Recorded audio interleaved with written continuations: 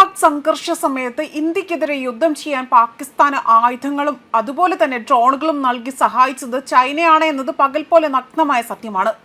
എന്തായാലും ഇപ്പോൾ ഒടുവിൽ ആക്രമണത്തിന്റെ ഉത്തരവാദികളായ TRFനെ അമേരിക്ക US ഭീകര സംഘടനയുടെ പട്ടികയിൽ ഉൾപ്പെടുത്തിയതോടുകൂടി തന്നെ പാകിസ്ഥാനെ തള്ളിപ്പറഞ്ഞുകൊണ്ടാണ് ചൈന രംഗത്ത് വരുന്നത്. ഓപ്പറേഷൻ സിന്ധൂറിന്റെ സമയത്ത് ഇന്ത്യ ആക്രമിക്കാൻ ചൈന തങ്ങളുടെ ആയുധങ്ങൾ പാകിസ്ഥാന് നൽകിയതിനു പിന്നിലും ഒരു വലിയ ഗൂഢതന്ത്രം ഒളിഞ്ഞിരിപ്പുണ്ടായിരുന്നു. അതും അവരുടെ സ്വാർത്ഥ താല്പര്യം അല്ലെങ്കിൽ ആ ഒരു ചിന്താഗതിയെ തന്നെയായിരുന്നു തെളിയിക്കുന്നതും. കാരണം പരീക്ഷണ അടിസ്ഥാനത്തിലായിരുന്നു ഈ ഡ്രോണുകളും മറ്റ് ആയുധങ്ങളും മിസൈലുകളും ഒക്കെ തന്നെ ഇതുൾപ്പെടെ തന്നെ ഇന്ത്യ ആക്രമിക്കാൻ അവർ പാകിസ്ഥാന് നൽകിയത്. അന്നാകട്ടെ തീവ്രവാദത്തിനോ അല്ലെങ്കിൽ പാകിസ്ഥാന്റെ തീവ്രവാദ ആശയങ്ങൾക്കോ തീവ്രവാദികൾക്കെതിരെയോ ഇന്ത്യയോട് കാണിച്ച ക്രൂരതയ്ക്ക് ചൈനയെ ഒന്ന് അപലപിക്കാൻ പോലും തയ്യാറായിരുന്നില്ല. എന്നാൽ ഇപ്പോൾ TRFനെ ഭീകര സംഘടനയുടെ പട്ടികയിൽ ഉൾപ്പെടുത്തിയതോടുകൂടി തന്നെ ചൈന പാകിസ്ഥാനെ കൈയൊഴിയുന്ന ഒരു മട്ടിലേക്കാണ് എത്തുന്നത്.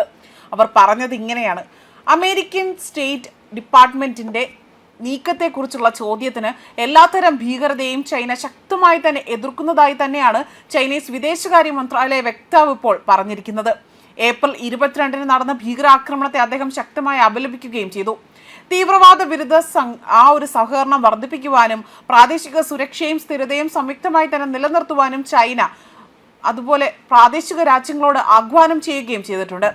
ഇന്ത്യ പാക് സംഘർഷം വെടിനിർത്തൽ കരാറോടെ അവസാനിച്ചതിന് തൊട്ട് പിന്നാലെയും പാകിസ്ഥാന് വലിയ പിന്തുണ നൽകിക്കൊണ്ടായിരുന്നു ചൈന രംഗത്ത് വന്നതും.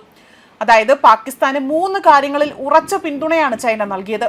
പാകിസ്ഥാന്റെ പരമാധികാരം, പ്രാദേശിക അഖണ്ഡത, ദേശീയ സ്വാതന്ത്ര്യം എന്നിവയ്ക്കുള്ള തങ്ങളുടെ ഉറച്ച പിന്തുണ ചൈന വീണ്ടും ആവർത്തിച്ചുറപ്പിച്ച് പറയുകയും ചെയ്തിട്ടുണ്ട്.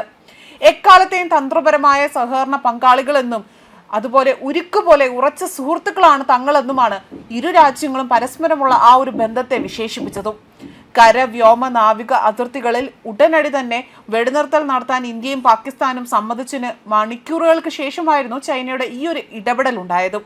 ഇതിനിടെ ഓപ്പറേഷൻ സിന്ധൂറിന് ശേഷമുള്ള ഇന്ത്യയുമായുള്ള വെടിനിർത്തൽ ധാരണയിൽ US പ്രസിഡന്റ് ഡൊണാൾഡ് ട്രംപിന്റെ പങ്കിനെയും പാകിസ്ഥാൻ സ്വാഗതം ചെയ്തുകൊണ്ട് രംഗത്ത് വരികയും ചെയ്തിരുന്നു. അതേപോലെ തന്നെ പഹൽഗാം ആക്രമണത്തിലെ ഭീകരരെ ആഗോള ഭീകര സംഘടനയായി അമേരിക്ക പ്രഖ്യാപിച്ചതിൽ അസ്വസ്ഥത പ്രകടിപ്പിച്ചുകൊണ്ട് പാകിസ്ഥാൻ രംഗത്ത് വരികയും ചെയ്തിട്ടുണ്ട്. കഴിഞ്ഞ ദിവസമായിരുന്നു, അതായത് ഓപ്പറേഷൻ സിന്ധൂർ നടന്ന ദിവസങ്ങൾ കഴിഞ്ഞായിരുന്നു പാകിസ്ഥാൻ ആസ്ഥാനമായുള്ള ഭീകര സംഘടനയായ ലഷ്കർ-ഇ-തോയ്ബയുടെ മുൻനിര സംഘടനയായ ദ റെസിസ്റ്റൻസ് ഫ്രണ്ട് ഈ ആഗോള ഭീകര സംഘടനയായി US പ്രഖ്യാപിക്കുന്നതും.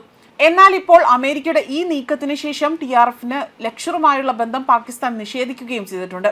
പഹൽഗാം ഭീകരാക്രമണത്തിന്റെ അന്വേഷണം ഇപ്പോഴും അനിശ്ചിതത്വത്തിലാണ് എന്നും അതിനെ ഏതെങ്കിലും നിഷ്ക്രിയവും നിരപരാധിയുമായ സംഘടനയായ ലഷ്കർ-ഇ-തോയ്ബയുമായി ബന്ധിപ്പിക്കുന്നത് വസ്തുതാ വിരുദ്ധമാണ് എന്നും പാകിസ്ഥാൻ വിദേശകാര്യ മന്ത്രാലയത്തിന്റെ പ്രസ്താവനയിൽ വ്യക്തമാക്കുകയാണ്.